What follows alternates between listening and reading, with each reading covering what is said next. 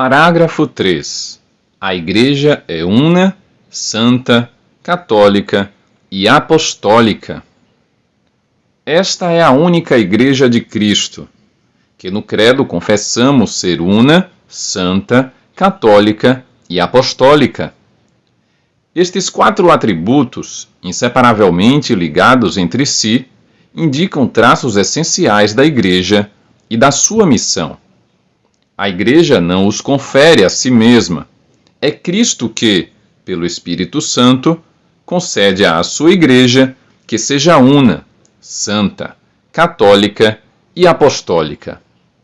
E é ainda Ele que a chama a realizar cada uma destas qualidades. Só a fé pode reconhecer que a Igreja recebe estas propriedades da sua fonte divina, mas as manifestações históricas das mesmas são sinais que também falam, claro, a razão humana. A Igreja, lembra o Primeiro Concílio do Vaticano, em razão da sua santidade, da sua unidade católica, da sua invicta constância, é, por si mesma, um grande e perpétuo motivo de credibilidade e uma prova incontestável da sua missão divina.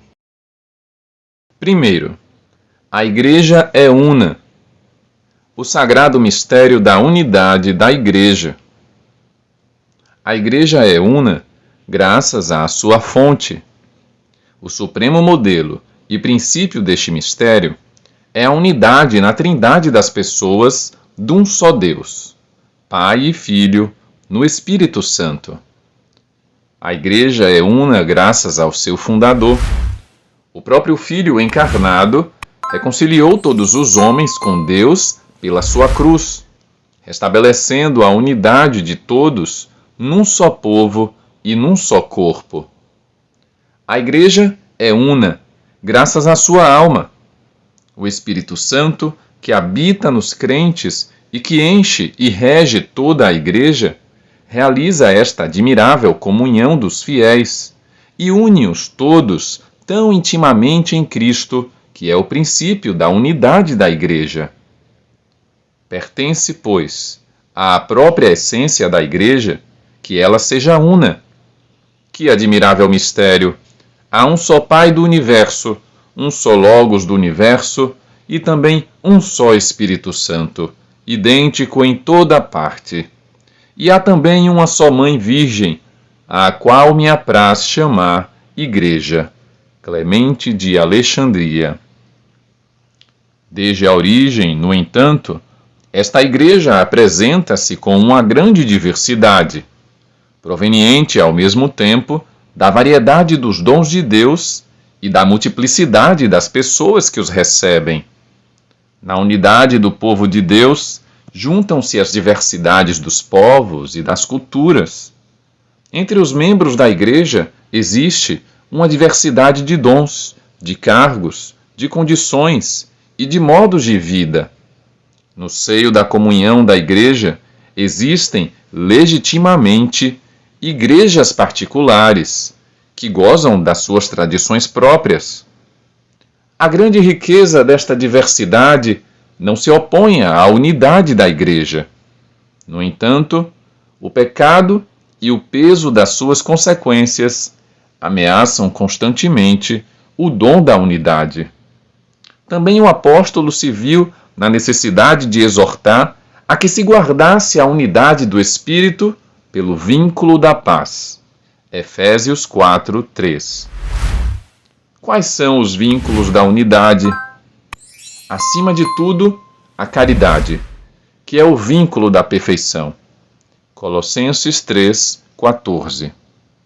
Mas a unidade da Igreja peregrina é assegurada também por laços visíveis de comunhão. A profissão de uma só fé, recebida dos apóstolos, a celebração comum do culto divino, sobretudo dos sacramentos, a sucessão apostólica pelo sacramento da ordem, que mantém a concórdia fraterna da família de Deus. A única Igreja de Cristo é aquela que o nosso Salvador, depois da ressurreição, entregou a Pedro, com o encargo de a apacentar, confiando também a ele e aos outros apóstolos a sua difusão e governo.